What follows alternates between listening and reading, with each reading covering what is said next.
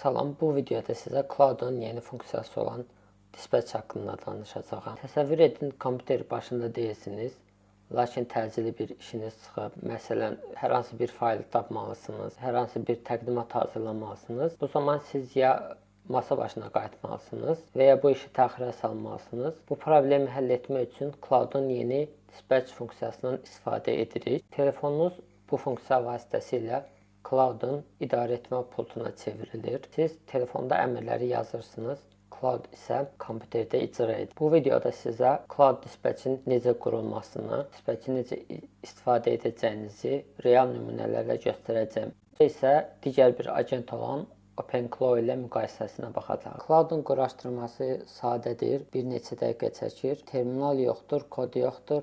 Birinci bu linka daxil olursunuz. Öz əməliyyat sisteminizə uyğun olaraq yükləyirsiniz. Daha sonra telefonunuzdan Cloud mobil tətbiqini açırsınız. Cowork'da sol paneldə Dispatch tabını klikləyin. Bitdi. Burada müxtəlif parametrləri dəyişə bilərsiniz. Bu funksiyanı istifadə etmək üçün laptopunuz hər zaman oyaq olmalıdır. Bunun üçün keep awake deyirik.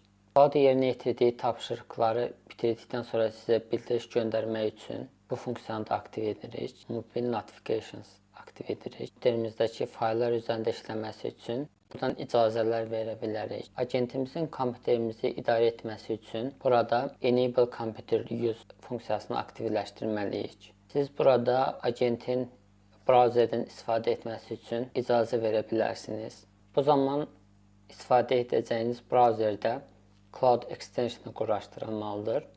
Mən Chrome brauzerindən istifadə edəcəyimə görə onu quraşdırmışam. Burada qoşulu olan brauzerlərin siyahısını görə bilərsiniz.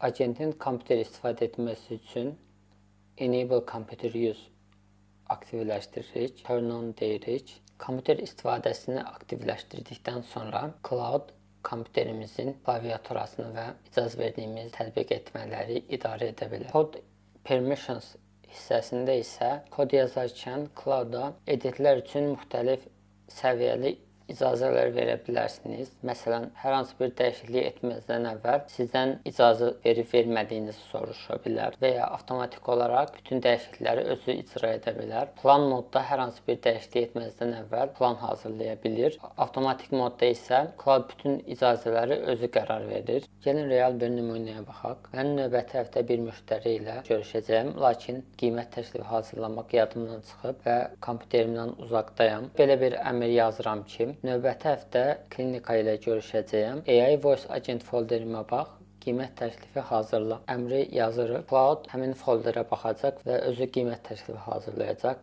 Cloud həmin folderə baxmaq üçün icazə istəyir. İcazə veririk. Və beləliklə sənədimiz hazırdır.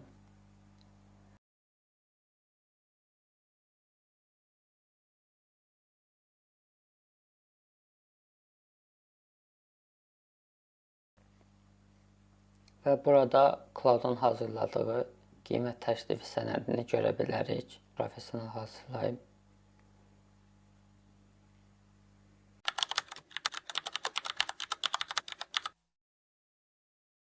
OpenClaw nədir? OpenClaw kompüterinizdə işləyən AI agentdir. Siz WhatsApp, Telegram vasitəsilə bu agenti idarə edə bilərsiniz. Cloud Dispatch ilə OpenClaw'un fərqləri nələrdir?